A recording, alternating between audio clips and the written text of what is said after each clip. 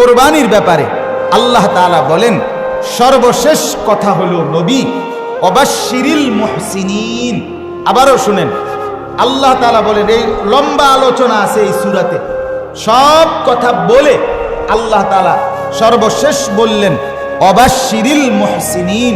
বন্ধু, ঈদ বলেন, কোরবানি বলেন, গরু বলেন, ছাগল বলেন, জবাই বলেন, গোশত খাওয়া বলেন, সব কিছু যে যাই করছে, তবে এটা বলে দেন সবাইকে যে নেককার যারা, ফরহেজগার যারা, আমলওয়ালা যারা, নামাজ, রোজা, হজ, যাকাত, জিকির, তেলাওয়াত, কোরবানি, তাসবিহ, হারাম থেকে বাঁচা, এরকম নেক আমলের মাধ্যমে যারা জীবনটা কাটায়, বন্ধু বলে দেন তাদের জন্যই জান্নাতের সুসংবাদ।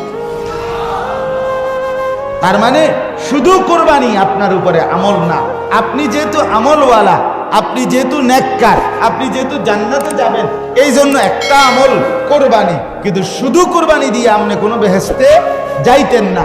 আপনাকে আল্লাহ তাআলা যেন শেষ মনে করায় দিয়েছেন, মনে রাখো জান্নাত শুধু এই একটা দিয়া না, এই একটা আরো কয়েকটার অংশ, তোমার নামাজ, তোমার জিকির, তোমার তেলাওয়াত, তোমার তাসবিহ, তোমার হজ, তোমার রোজা, তোমার কোরবানি, তোমার ঈদ, তোমার আনন্দ, তোমার বেদনা, তোমার রাত, তোমার দিন, তোমার বাজার, তোমার ব্যবসা, তোমার লেনদেন, উপার্জন, ঘর, পরিবার, বিবি, বাচ্চা, সবখানে মিলাইয়া যখন দিন প্রমাণিত হবে, বন্দিগি দেখা যাবে, তখনই তুমি জান্নাত মিলবে।